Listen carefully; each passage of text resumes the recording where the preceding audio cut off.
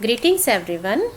Welcome to Commerce classes. So we'll be understanding today insolvency of a partner.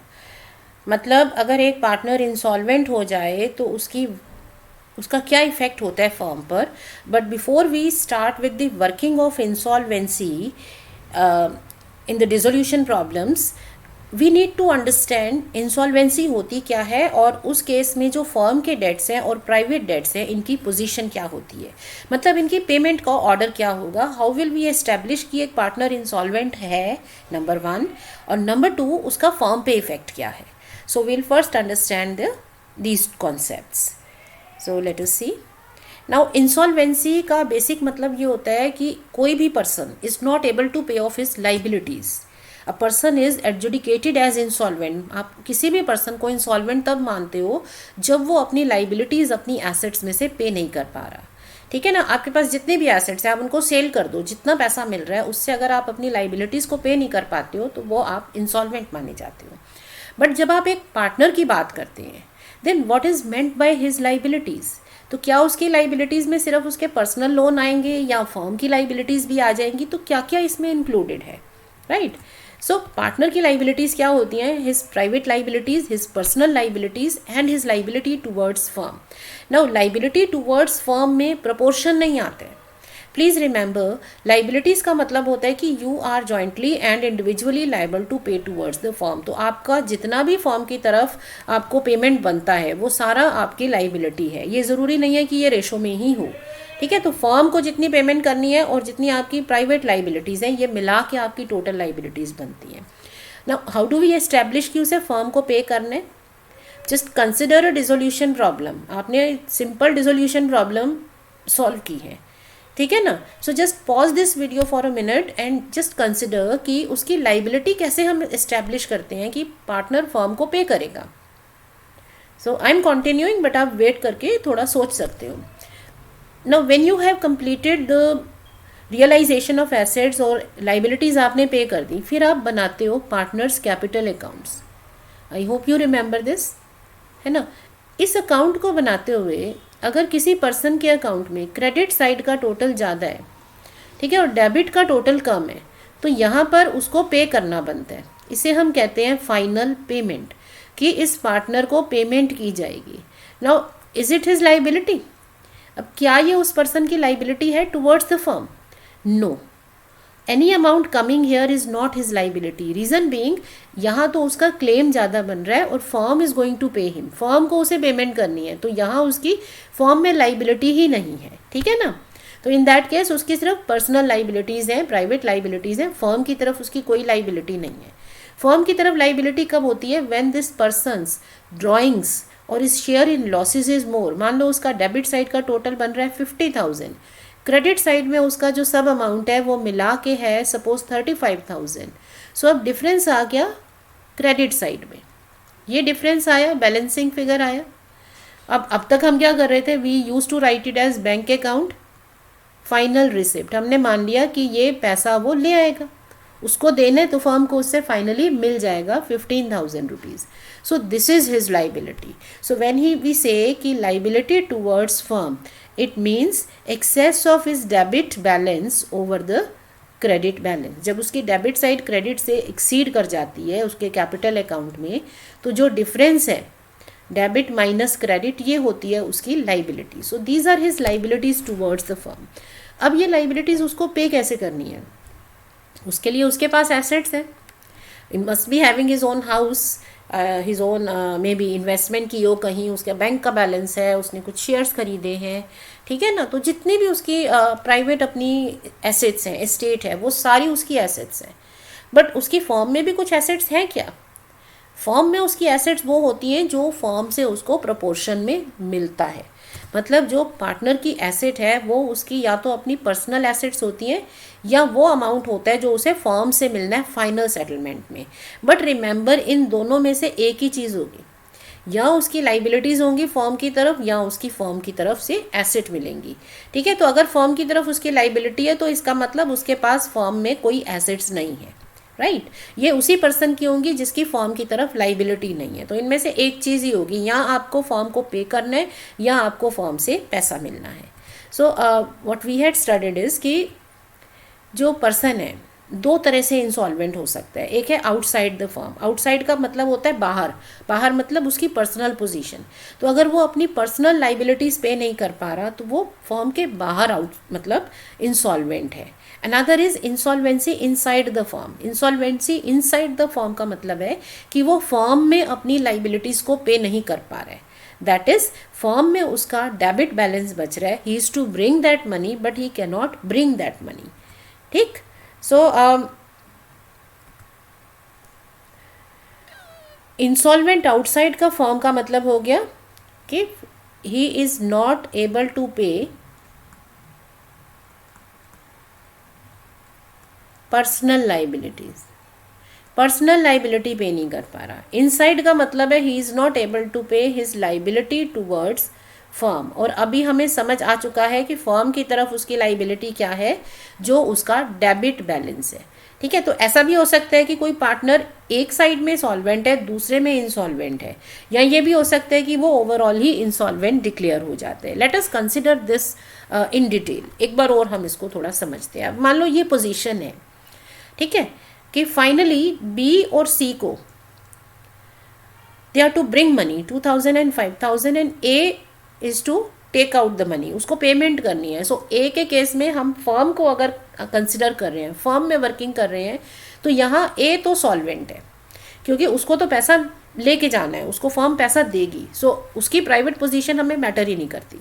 But B और सी के case में क्या है, that they are to bring money. Now we'll have to see whether they can bring this money और not. अगर वो firm में पैसा ले आते हैं तो फिर वो फर्म में सॉल्वेंट है. बट अगर वो नहीं लेके आ पा रहे हैं, इन दैट केस वो फर्म में इंसॉल्वेंट हो जाएंगे. ठीक है. सो जब हम ए की बात कर रहे हैं, ए की कोई भी पोजीशन हो, inside the firm he is always solvent, क्योंकि फर्म में उसको पैसा लाना ही नहीं है, उसे लेके जाना है. तो फर्म में वो इंसॉल्वेंट नहीं है, फर्म में वो हमेशा सॉल्वेंट पोजीशन पर है.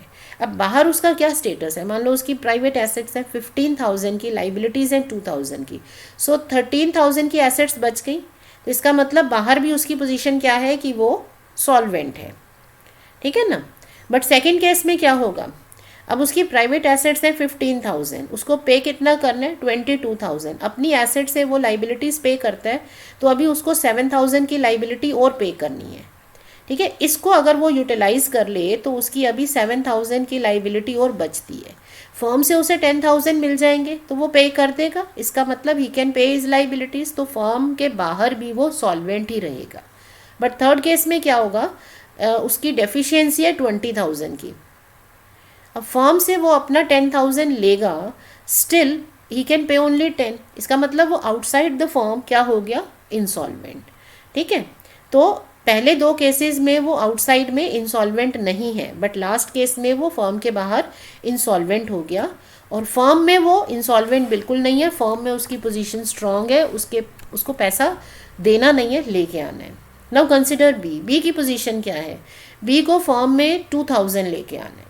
नाउ हमारा जो रूल्स हैं वो क्या कहते हैं कि प्राइवेट एसेट से पहले प्राइवेट लाइबिलिटीज़ पे होती हैं. ठीक है ना. सो आप अपना 10,000 जो बी के पास है उसमें से जब वो अपनी 3,000 की लाइबिलिटी पे कर देगा, उसके पास कैश बच जाएगी 7,000 की. सो कैन ही पे this amount, yes he can pay this amount. इसका मतलब वो फर्म में इंसॉल्वेंट नहीं है, फर्म में अभी भी वो सॉल्वेंट पार्टनर है और आउटसाइड भी वो सॉल्वेंट रहेगा. सेकेंड केस में क्या होगा, 10,000 है उसकी एसेट्स, लाइबिलिटीज़ हैं 9 की. वो पे कर देगा, पहले अपनी पर्सनल एसेट्स में से पर्सनल लाइबिलिटी पे करते हैं. सो 1,000 रुपीज़ उसके पास अभी भी बच रहे. लेकिन तो आउटसाइड में तो वो इंसॉल्वेंट नहीं है. ठीक है ना. लेकिन यहाँ क्या पोजीशन हो गई, he is to bring 2,000. Can he bring, तो फर्म में अब वो इंसॉल्वेंट हो गया. येस ही इज़ इंसॉल्वेंट क्योंकि वो पूरा पैसा नहीं ला पा रहा. थर्ड केस में क्या है कि वो अपनी लाइबिलिटीज़ ही पे नहीं कर पा रहा, तो अभी उसकी डेफिशिएंसी है यहाँ पर 2,000. तो वो फर्म के बाहर भी इंसॉल्वेंट है और फर्म में क्योंकि वो उसकी एसेट्स बची ही नहीं. प्राइवेट एसेट्स से पहले प्राइवेट लाइबिलिटीज़ पे होती हैं, उसके बाद फिर वो फर्म में पैसा ला सकते हैं. सो उसके पास तो पैसा बचा ही नहीं. ठीक है ना. विच मीन्स कि वो फर्म के बाहर भी इंसॉल्वेंट है और फर्म के अंदर भी इंसॉल्वेंट है. ठीक है. दोनों केसेस में वो इंसॉल्वेंट हो गया. अब सी की पोजीशन देखो, सी को 5000 लेके आना है। If he can bring this amount into the form तो वो सॉल्वेंट पार्टनर माना जाएगा, और अगर वो ये नहीं लेके आ पा रहा तो वो इंसॉल्वेंट बन जाएगा। सो अब सी का है 12,000 की उसकी एसेट्स थी, 8 में सेल हो पाई, मतलब उसको पैसा तो 8 मिला ना। अब पहला पोजीशन चेक करते हैं। प्राइवेट लाइबिलिटीज़ हैं उसकी 2000, सो ही कैन पे। इसका मतलब फर्म के बाहर तो वो इंसॉल्वेंट नहीं है, वो तो अपनी लाइबिलिटीज़ तो पे कर रहा है। बट जब वो 6,000 उसका पैसा बचा, he can pay 5,000 here, so he can pay. Cash है 6,000, ही कैन पे, इसका मतलब वो फर्म में भी इंसॉल्वेंट नहीं है। ठीक है, तो कभी भी किसी क्वेश्चन में if we are given their position that does not imply कि वो इंसॉल्वेंट ही है, हमें चेक करना पड़ता है। सो फर्म के केस में क्या हो गया कि ये जो पार्टनर है फर्स्ट केस में इंसॉल्वेंट नहीं है। सेकेंड केस में क्या पोजीशन होगी? नाउ 8,000 में से अगर वो 6,500 की लाइबिलिटी पे कर दे तो उसकी तो 1,500 की कैश बची। Can he bring this much amount now? No. तो वो बाहर तो सॉल्वेंट नहीं है, इंसॉल्वेंट नहीं है, बाहर तो उसकी पोजीशन ठीक है, वो अपनी लाइबिलिटीज़ पे कर रहा है, तो वो इंसॉल्वेंट नहीं है। लेकिन फर्म के अंदर अब वो इंसॉल्वेंट हो गया because he is not able to bring money. Last case है 9,000। नाउ अपने 8,000 से वो तो अपनी पर्सनल लाइबिलिटी भी पे नहीं कर पा रहा, दैट मीन्स वो फर्म में भी इंसॉल्वेंट हो गया और फर्म के बाहर भी वो इंसॉल्वेंट हो गया। ठीक है ना। सो हमें क्या कंसिडर करना है? फर्स्ट ऑफ ऑल हमें ये देखना है आउटसाइड द फर्म से हमारा कोई कंसर्न नहीं है, क्योंकि हम वर्किंग किसके लिए कर रहे हैं? We are accounting in the books of firm. आप पर्सनल अकाउंट्स नहीं बना रहे हैं पार्टनर्स के, सो उनकी personal position is not relevant. हाँ, वो हमें समझनी ज़रूर पड़ती है बिकॉज पर्सनल लाइबिलिटीज़ पे करने के बाद ही फिर वो पार्टनर बिजनेस में पैसा लेके आएगा इफ़ द नीड बी। ठीक है, तो वो पोजीशन हमें क्लियर होनी चाहिए। अदरवाइज ऐसा नहीं हो कि आपके पास 8,000 है तो आपको कि 8,000 में से वो 5 पे कर देगा। नहीं, रूल ये कहता है पहले अपनी लाइबिलिटीज़ पे करो फिर फॉर्म में पैसा लाओ। ठीक है, तो ये पोजीशन हमें समझनी है, we need to understand this. But हम वर्किंग कर रहे हैं in the books of firm. तो जब आप बुक्स में एंट्री कर रहे हो, फर्म की बुक्स में रिकॉर्डिंग कर रहे हो, तो जो फर्म के लिए इंसॉल्वेंट पार्टनर्स होंगे उन्हीं की वर्किंग की जाएगी। मतलब ये जो 4 केसेस आए, when the partner is insolvent inside the firm, इसमें हमें इंसॉल्वेंसी की वर्किंग करनी होगी। अब इसका इफेक्ट क्या होता है? अभी तक हम क्या कर रहे थे? हम आंखें बंद करके लिख देते थे 2,000 आ गया, 5,000 आ गया। बट अगर हमें उनकी पोजीशन बता दी तो इसका मतलब we can not write this. अब इस लास्ट केस में, यहाँ इस केस में is not having any money, we can not bring anything, तो कैन वी राइट दिस? ये लिख ही नहीं सकते। अब ये जो पैसा है जो आ ही नहीं रहा फॉर्म में, हम कैसे लिख देंगे? Isn't it? तो यहाँ पर दिस जर्नल एंट्री जो अब तक हम सिंपल केस में बना रहे थे वो नहीं कर सकते हैं। लाइकवाइज अगर हम सी का केस लें, ये सेकंड, उसके पास सिर्फ 1,500 रुपीज़ है। इसका मतलब अगर वो कैश लाएगा तो वो 1,500 लाएगा, बाकी 3,500 तो ही कैन नॉट ब्रिंग। उसका क्या करेंगे? This is called loss arising on insolvency. ये एक कैपिटल लॉस है, मतलब आपकी जो कैपिटल पर पैसा आना था उसका नुकसान हो गया, आपको अब मिलेगा नहीं।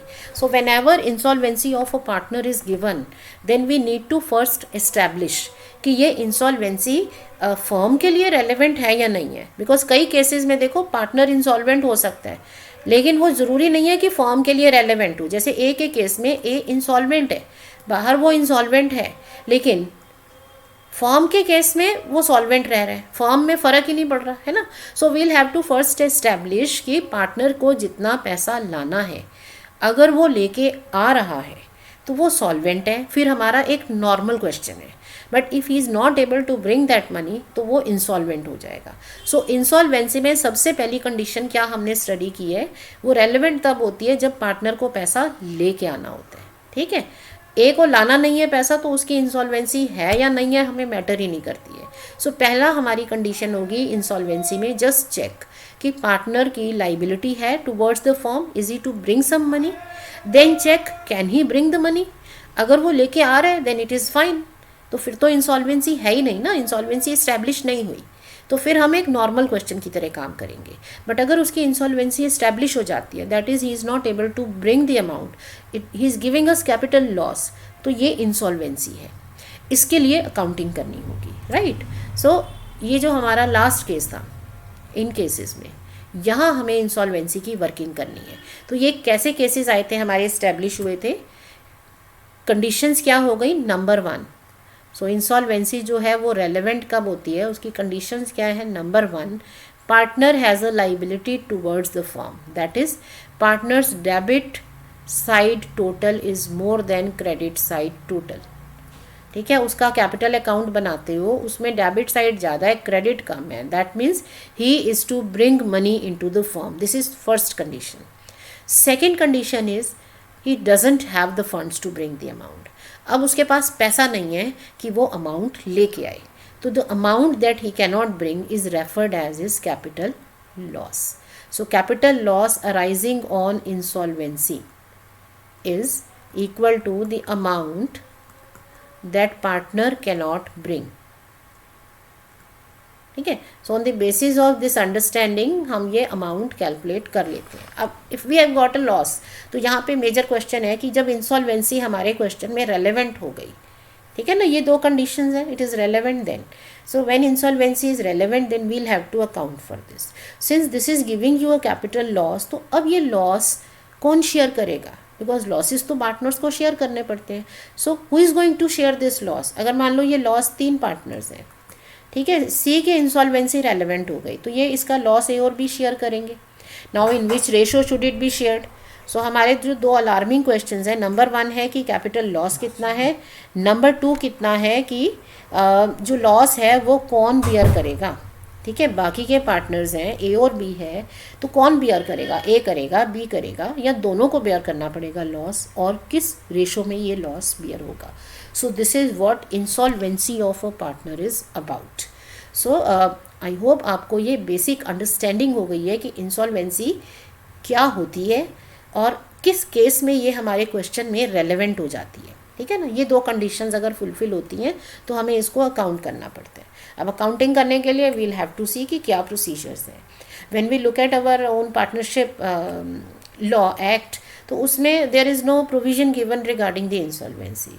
सो हमारा इंडियन रूल है कि if we do not have anything in our laws then we look at British laws. So ये जो इंसॉल्वेंसी की वर्किंग है, इसके लिए ब्रिटेन में एक बहुत इम्पॉर्टेंट केस था, that was Garner versus Murray's ruling. So we look at that only whenever we have insolvency. तो अगर इंसॉल्वेंसी है तो हम इस रूलिंग को चेक करते हैं कि इसके अकॉर्डिंगली हम इस लॉस को बाकी के पार्टनर्स में बांट देंगे। ठीक है, so next time we'll be studying कि इंसॉल्वेंसी की अकाउंटिंग कैसे होती है। Now many a times it does happen that the partners foresee this situation। Partners ये सिचुएशन पहले से समझ लेते हैं और वो अपनी पार्टनरशिप डीड में एक प्रोविज़न कर लेते हैं कि अगर कोई इंसॉल्वेंसी होती है then the losses will be split in से इक्वल रेशो और in the capital ratio. So अगर उन्होंने कुछ प्रोविज़न बना लिया फिर तो उसे फॉलो करो। ठीक है ना, if something is there in your deed you will follow that, because deed सबके ऊपर सुपरसाइड करती है।